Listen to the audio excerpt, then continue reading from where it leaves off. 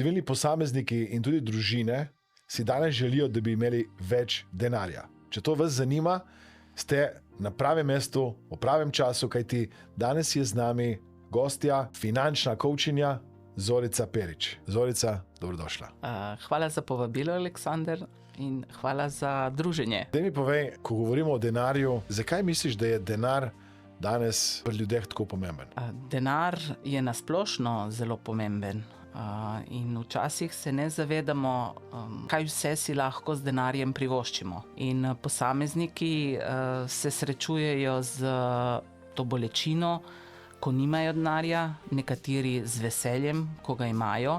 In običajno se dogaja, da tisti, ko nimajo, rečejo, denar ni pomemben. Dejansko je pa denar pomemben, zato ker nam lahko omogoča življenje, nam lahko omogoča šolanje, nam omogoča zabavo, konec koncev zdravstvo nam omogoča in en kup drugih stvari, ki pridejo z denarjem.